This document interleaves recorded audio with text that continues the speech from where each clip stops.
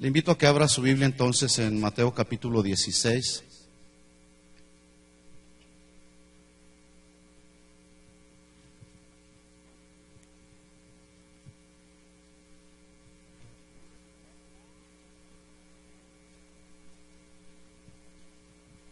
Continuamos con la serie que iniciamos la semana pasada, que titulamos La identidad de la iglesia. Esta es la conferencia número 2 y el título de ella es El fundador y fundamento de la iglesia. Esta va a ser la primera de 2 partes que vamos a estar tratando de este tema, el fundador y fundamento de la iglesia, primera parte.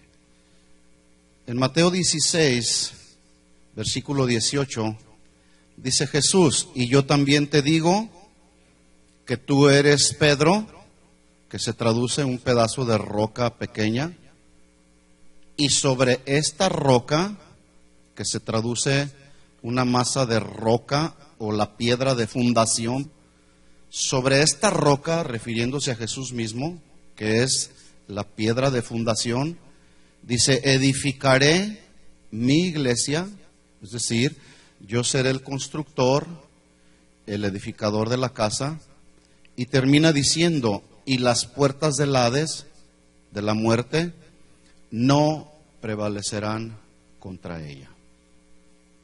Oremos juntos, incline su rostro un momento por ahí y hagamos una pequeña oración. Señor, te damos gracias por la oportunidad que nos das una vez más de poder exponernos a la predicación de tu palabra. Pedimos en esta hora, Señor, que nos hables al corazón. Necesitamos de tu palabra, el alimento que nutre nuestra vida cristiana, Señor. En el nombre de Jesús, ayúdanos, alumbra los ojos de nuestro entendimiento, Señor. Que nuestro corazón en estos momentos esté centrado únicamente en escuchar tu palabra, el consejo de tu palabra, Señor. Gracias porque sabemos que tú tienes el control de todas las cosas. Tu palabra dice que estamos en el hueco de tu mano. Y así lo creemos, Señor. Y así lo confesamos en esta tarde, Señor. Háblanos y háblanos al corazón, Señor. En el nombre de Jesús. Amén. Amén. Dijimos pues que es importante que todos estemos enterados en base a lo que dice la Biblia acerca de cuál es la identidad de la iglesia. ¿La iglesia es este edificio? La iglesia somos todos nosotros. La persona que tienes a tu lado ahí, a tu lado derecho, a tu lado izquierdo, es parte de la iglesia de Jesús. Y es importante entonces que sepamos, que la iglesia sepa cuál es su identidad. Es importante que la iglesia sepa también cuáles son sus doctrinas básicas y cómo deben de funcionar los creyentes dentro de la iglesia. ¿Sí? Hay un orden que Dios ha establecido en la iglesia. Imagínense que en medio de la alabanza y la adoración, yo me subo a pretender predicarles el mensaje que Dios me ha dado. No, todo tiene un orden. Y la iglesia necesita aprender a saber funcionar en el orden de Dios. La semana pasada concluimos que la identidad de la iglesia significa que los rasgos, las cualidades y características que cada uno de nosotros manifestemos en nuestro diario vivir deben de ser de acuerdo a la imagen, al perfil, al modelo o a la semblanza del Hijo de Dios. Y este perfil, ese modelo, esa semblanza de nosotros nos distinguirá como verdaderos llamados de las tinieblas a su luz admirable. Y Él, Jesús, que es el edificador, estará edificando cada día nuestra vida, haciéndola tan fuerte y tan sólida que las puertas del Hades, que las puertas de la muerte no prevalecerán contra nosotros, y tampoco podrán detener el avance de la iglesia. Hasta el día de hoy no se ha podido hacer eso. Aún a pesar de que ha sido tan perseguida la iglesia de Jesucristo, el día de hoy sigue de pie. ¿Cuántos están de pie? Aún a pesar del sufrimiento, aún a pesar de las tormentas, aún a pesar de tantas falsas doctrinas y filosofías que escuchamos a nuestro alrededor, la verdadera iglesia de Jesucristo en el mundo entero sigue de pie. Y lo más tremendo, sigue predicando la palabra de Dios. De eso se trata precisamente.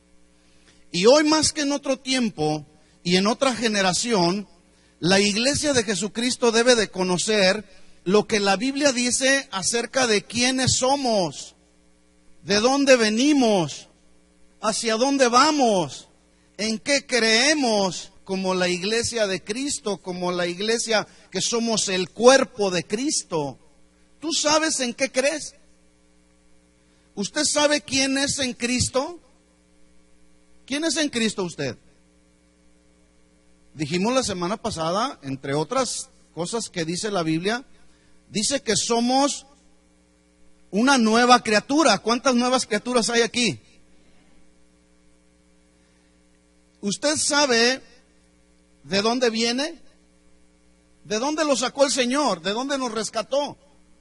De la vana manera de vivir en la que muchos de nosotros vivíamos. ¿Hacia dónde vamos? ¿Hacia dónde va usted? ¿Usted lo sabe? El día que terminen los días de nuestra existencia en este planeta, ¿tú sabes hacia dónde vas? Si el día de hoy el Señor determina en su soberanía terminar con los días de tu vida, ¿tú sabes hacia dónde vas? ¿Estás seguro que irás a gozar por toda la eternidad en las regiones celestiales con Cristo Jesús? Porque hay gente que no sabe. ¿Usted sabe en qué debe de creer la iglesia de Jesucristo? ¿Debe de creer en todo lo que todos digan? Y quiero ir un poquito más allá, precisamente aprovechando que están aquí nuestros hijos jóvenes, adolescentes y algunos jóvenes. Escuchen esto, padres de familia. ¿Nuestros hijos saben quiénes son en Cristo? ¿Tus hijos ya saben quiénes son en Cristo? Cada quien conoce a su gente. ¿Tus hijos saben de dónde vienen? ¿Tus hijos saben hacia dónde van? ¿Sí saben hacia dónde van? ¿Sí o no? Si los días de tu vida terminan el día de hoy, ¿tú sabes a dónde vas? Hijo de Jaime, ¿sabes a dónde vas? ¿A dónde vas? Allá arriba, nomás le hizo así.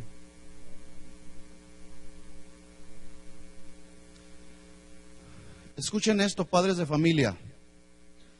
¿Nuestros hijos estarán preparados para enfrentar la muerte y rendir cuentas a Dios? Buena pregunta, ¿no? Yo conozco quiénes son mis hijos. Yo sé quiénes son mis hijos. Yo sé con lo que cuento. Ahora, ante estas preguntas que yo acabo de hacer en relación a sus hijos, si usted responde que sí saben quiénes son, que sí saben de dónde vienen, a dónde van y que sí saben en qué creer, sus hijos, bien por usted. Qué bueno que les he enseñado. Pero si no sabe, si responde que no sabe, entonces, escuchen esto, padres de familia, es tiempo de trabajar con ellos. Es tiempo de enseñarles y además es tiempo de advertirles. ¿Cuántos saben que los tiempos finales están muy cerca? Necesitamos confrontar a nuestros hijos con las verdades que están establecidas en la palabra de Dios. Y confrontarlos y decirles, llevarlos al punto donde ellos puedan decir, si el día de hoy me muero, estoy seguro que me voy con el Señor. Pero si el día de hoy me muero y no tengo a Cristo en mi corazón, pues no te vas a ir con el Señor, joven. Lo siento mucho. Pero es responsabilidad de nosotros los padres que nuestros hijos sepan quiénes son en Cristo, de dónde vienen, hacia dónde van, en qué deben de creer. Cuando los discípulos se acercaron a Jesús y le preguntaron en Mateo 24, no lo tiene que buscar, Le preguntaron: Señor, dinos qué señales estaremos viendo antes de que tú vengas por segunda vez. Y Jesús no les dijo inmediatamente: van a ver esto, van a ver aquello. Lo primero que Jesús hizo fue hacerles un llamado diciéndoles: miren que nadie los engañe. Otra versión dice: tengan cuidado y no permitan que nadie los engañe. Y continúa Jesús añadiendo en Mateo 24: porque vendrán muchos en mi nombre diciendo yo soy el Cristo, y a muchos engañarán. ¿Cuántos saben que esta palabra profética se ha cumplido el día de hoy?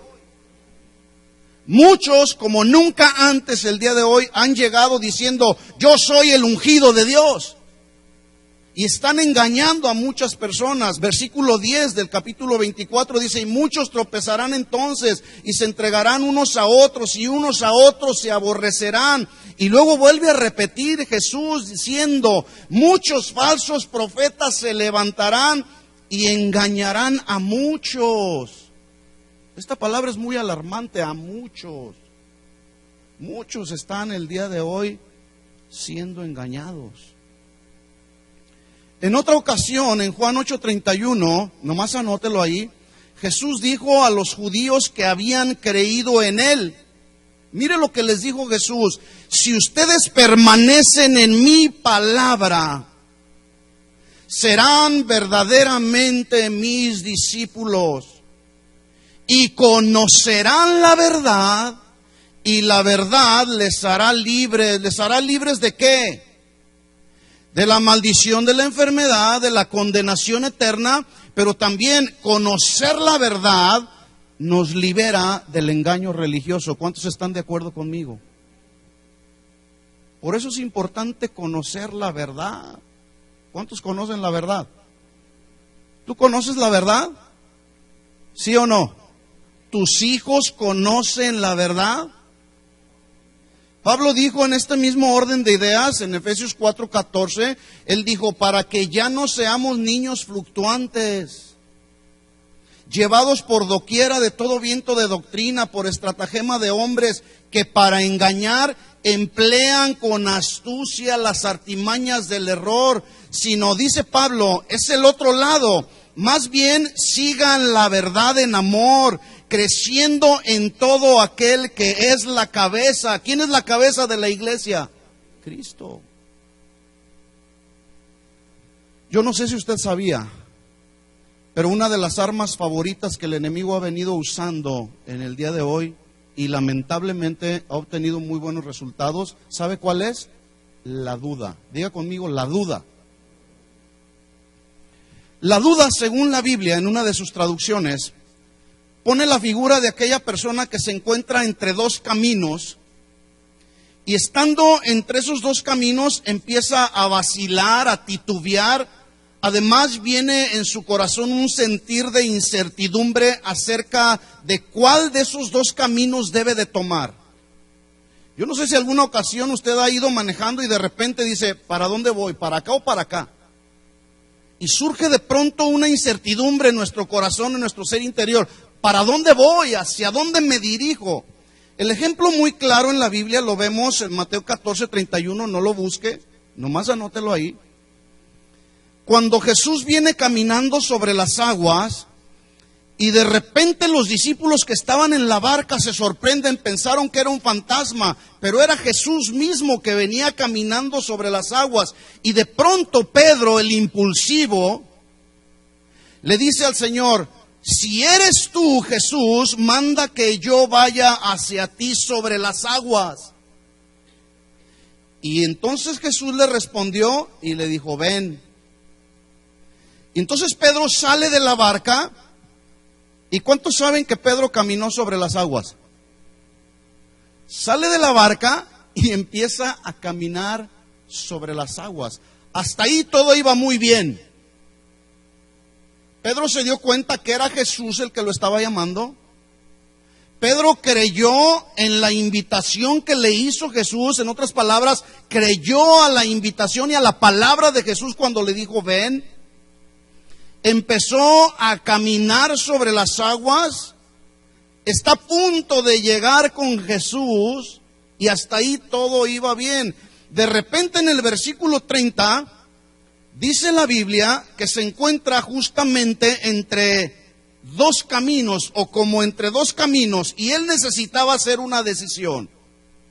Él necesitaba creer y confiar y seguir caminando hacia Jesús, número uno. Número dos, o poner su atención en lo que estaba viendo, temer y hundirse. La pregunta es, ¿qué fue lo que escogió Pedro? Dice la Biblia en el versículo 30 que al ver el fuerte viento, escucha esto, al ver el fuerte viento. Yo puedo pensar, puedo imaginarme la escena, que cuando Pedro le dice a Jesús, manda que yo vaya contigo, Pedro tiene su mirada fija en Jesús. Sus ojos están puestos en Jesús. Pero en el momento en que su mirada se desvió de Jesús, ¿qué crees que fue lo que sucedió? Empezó a hundirse. En el momento en que tú y yo empezamos a poner nuestra mirada en las cosas de este mundo, empezamos a hundirnos. Y no solamente nos hundimos, viene temor, viene inseguridad, pero de repente Pedro grita, Señor. Y yo creo que fue un grito, una exclamación tan fuerte, que entonces Jesús extiende su mano y al momento lo saca. Yo creo que iba ya a la mitad de hundirse, y le dice Jesús, hombre de poca fe, ¿por qué dudaste? Otra versión dice, hombre de poca fe, ¿por qué permitiste dar lugar a la duda?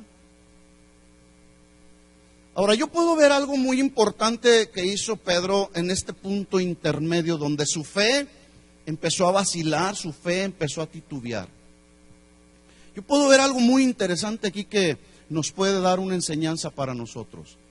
Cuando tu fe empieza a titubear, lo que menos necesitamos es aislarnos de la presencia de Dios.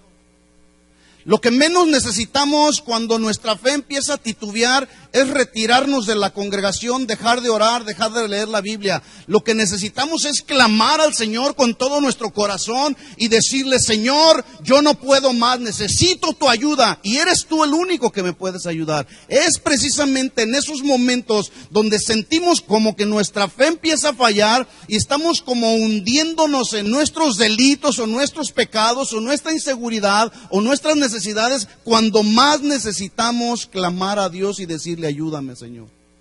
¿Sí o no?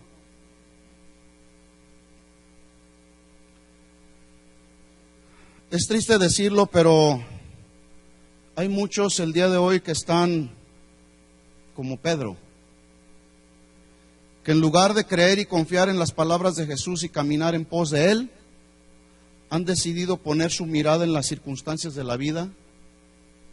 Y hoy muchos dentro de las iglesias están llenos de temor. Están llenos de inseguridad. Su vida se está hundiendo. Viven en una incertidumbre acerca de lo que pasará mañana, pero no son capaces de poder clamar con todo su corazón al Señor y decirle, Señor, ayúdame. Es más, mejor se regresan. Mejor se van al mundo. Algunos se van de la iglesia y no se vuelve a saber más de ellos. Se siguen hundiendo en sus problemas, continúan hundiéndose en sus temores, en amargura tal vez, en resentimiento. Se alejan de la iglesia y de la comunión de los hermanos. Es en esos momentos, hermano, cuando necesitamos que alguien nos extienda la mano y nos pueda decir, hermano, estoy contigo, déjame orar por ti. Tu carga, tu necesidad es mi necesidad. Lamentablemente, Satanás ha logrado sembrar la duda en el corazón de aquellos creyentes que han venido viviendo un cristianismo débil, inmaduro, ignorantes de las Escrituras. Y esa ignorancia y esa debilidad espiritual ha provocado a tal grado incredulidad que ha llevado a muchos a apostatar de la fe. ¿Conoce alguno? que ha apostatado de la fe. Mire, por este ministerio, en los 9 años que tenemos, ha pasado tanta gente, que si toda esa gente que ha pasado por aquí, por este ministerio, por esta congregación, estuviera el día de hoy aquí, este lugar sería insuficiente. Algunos otros en alguna guía especial de Dios están en otros ministerios, qué bueno, pero lamentablemente algunos andan en el mundo. Tristemente. Han apostatado de la fe. ¿Por qué? Porque no conocen su identidad como la iglesia de Jesucristo. Tomás, uno de los 12, escuche, Tomás era uno de los 12 discípulos. Este Tomás fue víctima de la duda, que provocó en él incredulidad. Le invito a que abra conmigo su Biblia en Juan capítulo 20.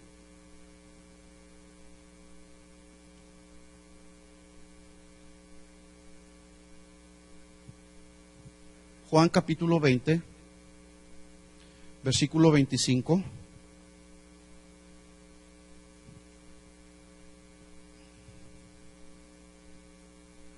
Jesús ya había muerto, había resucitado, ya se había aparecido a algunos de los discípulos. Y aquí en el versículo 25 le dicen los otros discípulos a Tomás: ¡Hey, Tomás! Yo me imagino ahí que los discípulos estaban alegres, estaban contentos porque lo que Jesús había prometido lo había cumplido, que al tercer día iba a resucitar. Y ellos pudieron ver a Jesús cara a cara.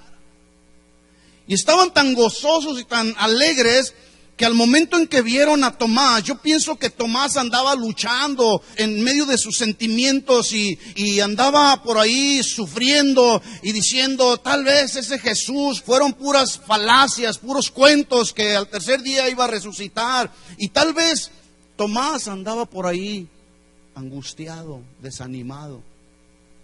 Pero de pronto se encuentra con los discípulos y ellos le dicen: al Señor hemos visto. Y Él les dijo: si no viere en sus manos la señal de los clavos, y metiere mi dedo en el lugar de los clavos, y metiere mi mano en su costado, no creeré. Versículo 26. 8 días después, estaban otra vez sus discípulos dentro, y con ellos Tomás. Llegó Jesús, estando las puertas cerradas, y se puso en medio y les dijo: paz a vosotros. Piensa un momento en la escena. Llega Jesús ahí, están los discípulos ahí, tal vez están orando, tal vez están adorando cuando se presenta Jesús. Y escuche esto: Jesús no fue con Pedro, Jesús no fue con Mateo, Jesús no fue con Juan. ¿Con quién fue Jesús? Fue con Tomás. Escúchame, cuando nuestra fe se debilita, Jesús no va a venir con aquel que está fortalecido en su fe. Jesús va a venir a fortalecer la fe de aquellos que está vacilando, que está débil, para inyectarnos ese ánimo para seguir adelante creyendo y confiando en Él. Tomás necesitaba un encuentro con Jesús. Y entonces en el versículo 27 le dice Jesús a Tomás: Tomás, pon aquí tu dedo, mira mis manos y acerca tu mano y métela en mi costado, y no seas incrédulo, sino creyente. 28. Entonces Tomás respondió y le dijo: Señor mío y Dios mío. Jesús le dijo: porque me has visto, Tomás, ¿creíste? Bienaventurados los que no vieron y creyeron. ¿Cuántos han visto a Jesús? Bienaventurado eres, hombre, varón, mujer que estás aquí. Bienaventurado eres porque sin ver has creído en Él. La Biblia dice que los tiempos finales estarán marcados y claramente identificados como tiempos de engaño religioso. Jesús lo dijo, Mateo 24:24, se levantarán falsos cristos y falsos profetas y harán grandes señales y prodigios, escuchen esto, de tal manera que engañarán si fuere posible, aún a los escogidos. ¿Cuántos nacidos de nuevo hay aquí? Levanten la mano. Según este versículo, esto significa que un escogido o nacido de nuevo podrá ser engañado. Piénselo un momento. Dice Jesús: harán grandes señales y prodigios de tal manera que engañarán, si fuere posible, aún a los escogidos, a los nacidos de nuevo. Ahora, ¿un nacido de nuevo podrá ser engañado? ¿Por qué no? Algunos dicen que sí, algunos dicen que no. La respuesta es no. No puede ser engañado. El Evangelio de San Juan nos da la respuesta cuando Jesús narra la parábola del redil de las ovejas. Vayamos ahí a Juan capítulo 10.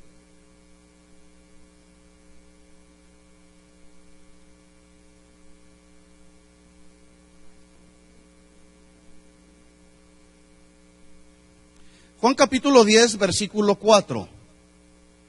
Vamos a ver si un escogido nacido de nuevo puede ser engañado de acuerdo a la palabra profética de Jesús. Cuando el verdadero pastor de las ovejas, ¿quién es el verdadero pastor de las ovejas? Se llama Jesús. Ha sacado fuera todas las propias. ¿Serás tú de las ovejas de Jesús? Cuando el verdadero pastor ha sacado fuera las propias, va delante de ellas y las ovejas le siguen porque conocen su voz. Escuchen esto, hermanos. Si tú eres un hombre, una mujer nacida de nuevo, tú tienes toda la capacidad dada por Dios para aprender a escuchar y saber conocer la voz de Dios. Inmediatamente sabrás cuando alguien te está hablando y es una voz extraña. Versículo 5. Mas al extraño no seguirán. Yo soy el ungido de Dios. Vean los señales, prodigios y milagros que estoy haciendo ante sus ojos. Yo pregunto, ¿las señales, prodigios, sanidades son clara evidencia de que una persona pudiera ser el ungido de Dios? No. Porque también el diablo hace milagros. Mas al extraño no seguirán, sino huirán de él. Espero que cuando usted escuche una voz extraña, huya inmediatamente.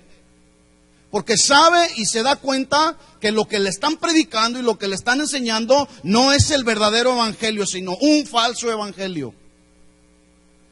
Al extraño no seguirán, sino huirán de él, porque no conocen la voz de los extraños. Por lo tanto, entonces, es muy importante que los nacidos de nuevo conozcamos y permanezcamos en lo que dice la palabra de Dios, porque no basta solamente con conocer. Hay que permanecer y hay que vivir en lo que dice la palabra, ¿sí o no? Lo cierto es que a la realidad de lo que vemos en la iglesia de hoy, muchos de los que hoy profesan ser cristianos han venido lamentablemente a convertirse en la presa más fácil del engaño espiritual, debido a que muchos de ellos no están seguros en lo que están creyendo.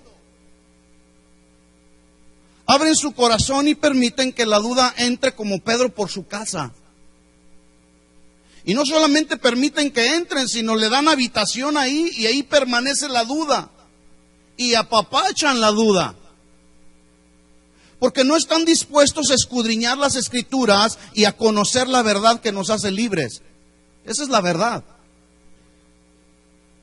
Usted pregunta a un joven, ¿crees en la Biblia?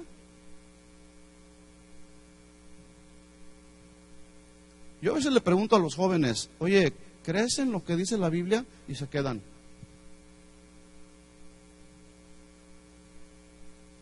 O les pregunto, ¿crees en Jesús como el Hijo de Dios? Y algunos nomás le hacen así. ¿Sabe?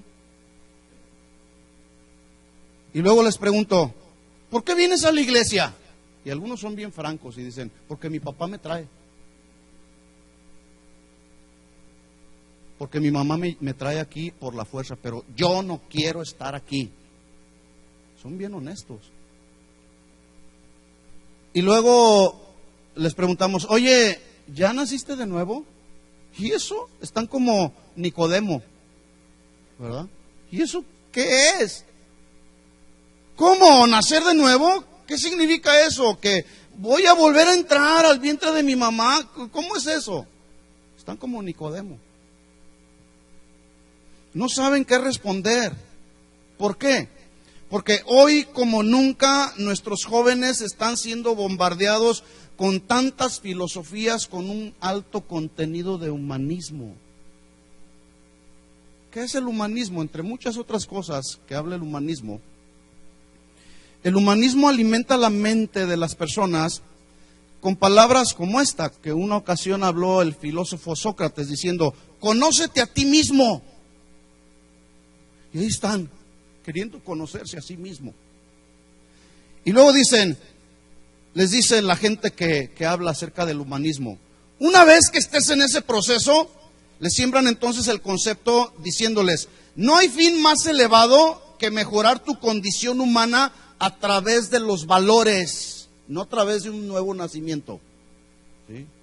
Les dicen, tu condición humana podrá mejorar a través de los valores. Por tanto, si quieres mejorar tu condición de ti mismo personal, debes buscarla al precio que sea, vivir una buena vida. Por eso salió un libro por ahí que se titula Tu mejor vida ahora. O si no les meten conceptos de humanismo, les meten asuntos de la nueva era, a tal grado que creen más en todo ese tipo de cosas o de las sectas que enseñan, creen más en todo eso que les están enseñando ahí alrededor en la escuela o con los amigos, que en lo que dice la Biblia. ¿Y sabe usted por qué creen más en eso? Porque nosotros como padres no nos hemos tomado el tiempo para enseñar a nuestros hijos que crean en la verdad que les hará libres. Esa es la verdad, hermanos. Y tenemos un buen problema. Tenemos un buen problema. Por lo tanto, entonces, si no hemos enseñado a nuestros hijos, no nos sorprenda que el día de mañana asuman la misma actitud de Tomás. Que puedan nuestros hijos decir, cuando tú le enseñes algo de la Biblia, que puedan decir, hasta no ver, no creer. Otros dicen, a mí que me lo comprueben científicamente, y entonces lo creo.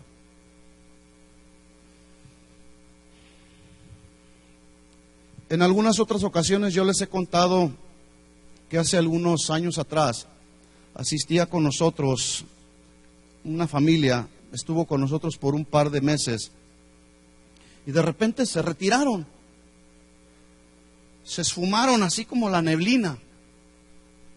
Estuvieron un instante ahí. Entonces, teniendo yo la información de ellos, empecé a llamarle al varón, hasta que un día por fin me respondió. Le dije, hermano, ¿qué ha pasado contigo? No te hemos visto en la congregación. Dice, ya no voy a ir con ustedes. Ahora me congrego con los testigos de Jehová porque ellos sí tienen la verdad. Le dije, oye, espérame tanto. No me interesa saber nada, hermano. No me interesa saber absolutamente nada. Estoy en la iglesia verdadera. Wow. El día de hoy quiero continuar dando respuesta a algunas de las preguntas que hicimos la semana pasada. Dos de ellas son, ¿quién es el fundador de la iglesia? ¿Pedro? Como algunos enseñan por ahí.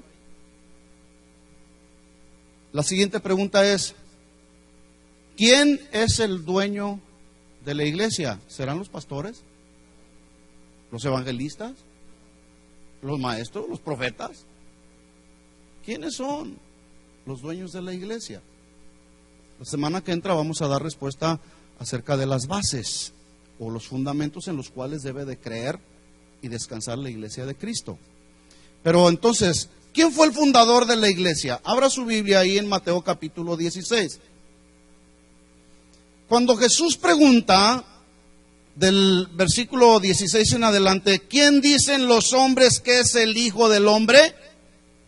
Respondieron algunos, diciendo, Juan el Bautista. Otros dijeron que Elías. Otros dijeron Jeremías o alguno de los profetas. Y de repente Jesús en el versículo 15 les dice, voltea con ellos y les dice, bueno, algunos dicen que es Juan el Bautista, Elías, Jeremías o alguno de los profetas, pero ustedes, ¿quién dicen que soy yo? Cuando alguna persona viene contigo que no conoce al Señor y te pregunta, ¿quién es Jesús en tu vida? ¿Qué le respondes? ¿Un iluminado? Versículo 16, Pedro respondió, tú eres el Cristo.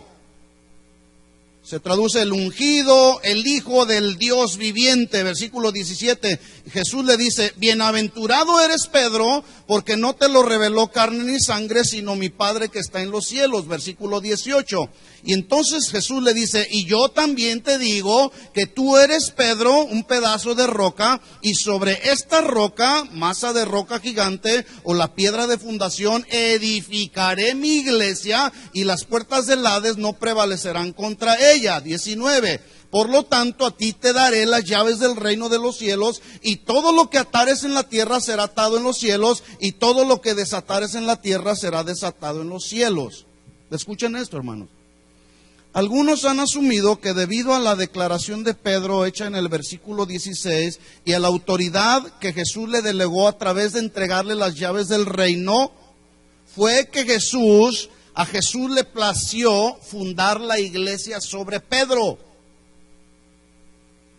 Pero es un error pensar que la iglesia de Jesucristo esté fundada sobre una roca pequeña. En otras palabras, es un error pensar que la iglesia de Jesucristo puede estar fundada en un hombre que es falible, que es mortal y además pecador, como lo era Pedro. Imagínense si la iglesia de Jesucristo hubiera sido fundada sobre un mortal, el día de hoy la iglesia de Jesucristo no permanecería. Porque los hombres somos inestables. Porque vacilamos entre un pensamiento y otro. Porque los hombres a veces no conocemos nuestra identidad como la iglesia de Cristo. Por muchas razones. No pudo haber sido fundada la iglesia sobre un hombre. Dice la Biblia, hablando Pablo en Efesios 2:20, que Jesucristo es la piedra principal del ángulo, es decir, la piedra que es el soporte principal en el cual está fundamentada la iglesia, Efesios 2:20. Pero además en Colosenses 1:17, si abre su Biblia ahí, Colosenses 1:17, mire lo que dijo Pablo.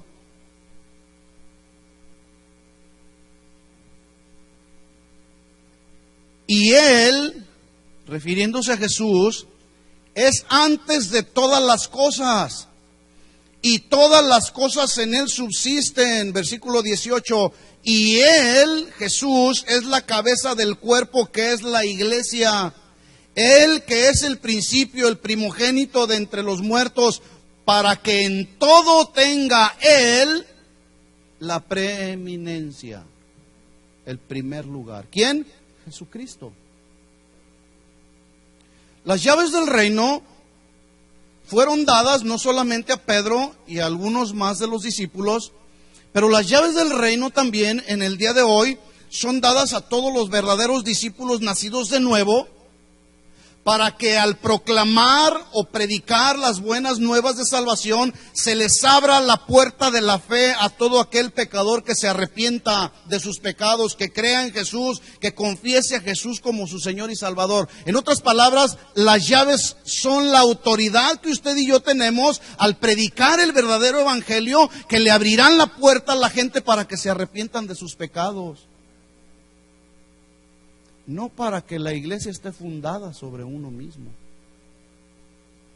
Entonces, ¿quién es el fundador de la iglesia? ¿Quién?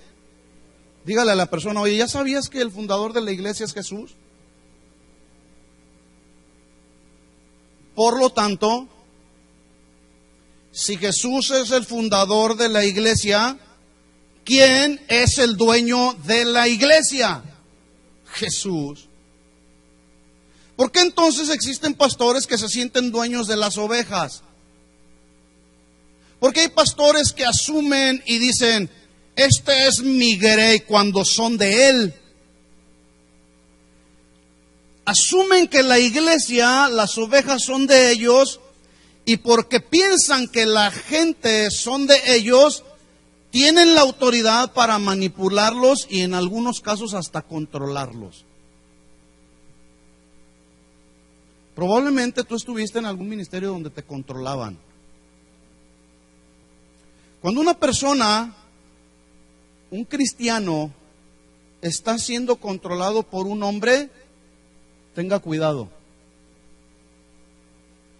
Lamentablemente hay pastores que, yo supe de un caso de una familia que fue con el pastor y le dijeron, hermano, tenemos 5 años que no tomamos un tiempo de vacaciones y hemos escogido este tiempo para salir de vacaciones. No van de vacaciones, no les permito ir de vacaciones. Tienen que servir al Señor. Primero es la obra, primero es su ministerio. Yo pregunto, ¿primero es la obra o la familia?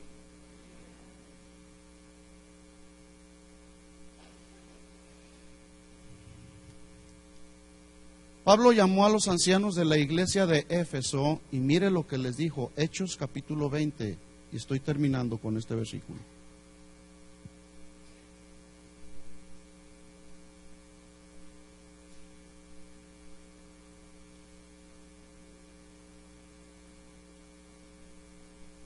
Hechos 20, 28. Pablo llama a los ancianos, a los obispos, los junta ahí en un lugar que se llamaba Mileto y les hace una recomendación.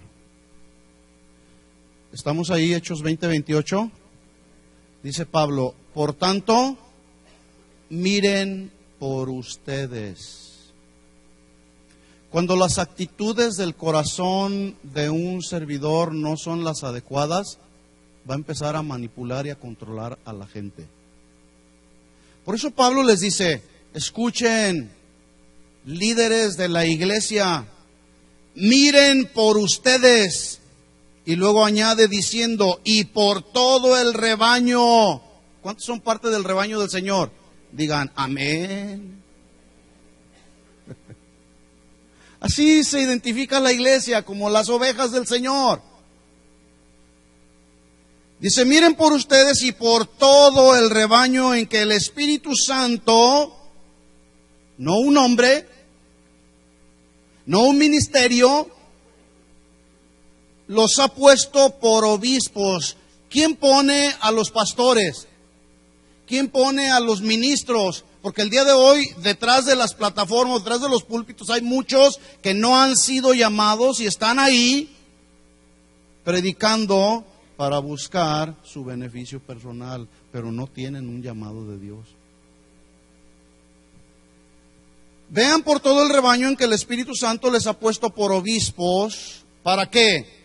Para manipularlos, sacarles su dinero, golpearlos y controlarlos. ¿Para qué dice? Para apacentar. Y esta palabra tiene mucho significado. Para guiarlos, para consolarlos, para instruirlos, para exhortarlos, para animarlos, y muchos otros significados tiene. Para apacentar la iglesia, ¿de quién? Del pastor. Para apacentar la iglesia del Señor, el cual Él ganó por su propia sangre. ¿Por qué entonces, a la luz de este versículo, por qué hay todavía quienes asumen que la iglesia es de ellos? Porque no conocen este concepto, este principio. Versículo 29. Mire lo que dijo Pablo. Por eso les estaba advirtiendo lo siguiente: porque yo sé que después de mi partida entrarán en medio de ustedes lobos rapaces que no perdonarán al rebaño. Es importante, hermanos, entonces, que abramos nuestros ojos y miremos que nadie nos engañe. Por lo tanto, necesitamos conocer, permanecer y practicar lo que dice la Biblia en nuestra vida, para que entonces podamos caminar en la vida cristiana seguros en Cristo. Necesitamos conocer quién es el fundador de la iglesia, quién es el dueño de la iglesia, cuáles son sus bases principales por las cuales debe de caminar la iglesia. Porque el día de hoy hay tantas cosas que se están hablando y muchos dicen, está bien, se comen todo, porque no saben discernir la verdad de lo falso. ¿Sí? Y de repente alguien les empieza a hablar bonito y se escucha bien y se encuentran entre dos caminos y dicen, pues allá me están diciendo esto y acá me dicen esto. Y lo único que sucede es que por la ignorancia que hay de las Escrituras la gente se confunde. Y entran en una confusión impresionante que de repente ya andan con los testigos de Jehová como aquella familia diciendo esa es la iglesia verdadera, o con los mormones o cualquier otra secta. Jesús es el fundador de la iglesia y Él ha establecido sus fundamentos que veremos la semana que entra. Les invito a que se pongan de pie, por favor.